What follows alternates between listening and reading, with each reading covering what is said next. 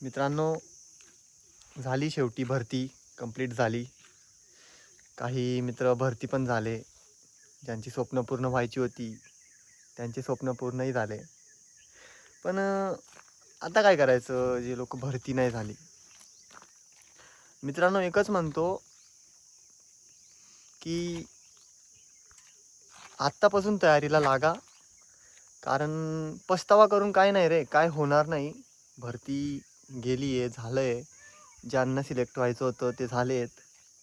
आपलं कुठेतरी नशीब कमी पडलं किंवा प्रॅक्टिसमध्येच कुठेतरी आपण कमी राहिलो, त्याच्यामुळेच हे झालं. पण जिद्दीने आता पुढच्या भरतीसाठी लढा, प्रयत्न करत राहा. आताच असं नका समजू की आता जे होतं ते झालं संपलं, तसं काही नाही आहे.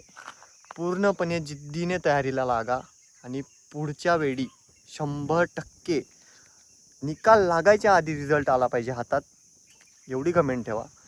कारण काय, आता पस्तावा करून काय होणार नाही आहे. जे झालं ते झालं आहे. नवीन तयारीला लागा.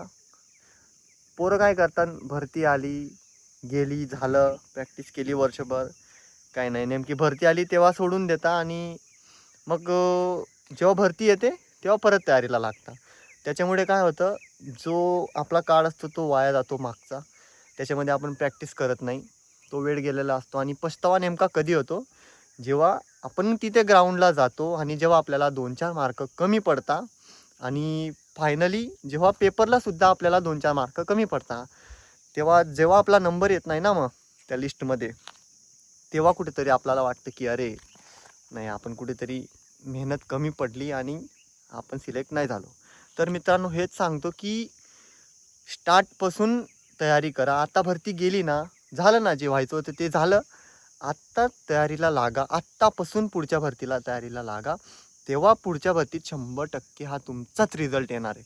बस डिमोटिवेट होऊ नका. जे झालं ते झालं. आता नवीन सुरुवात करा.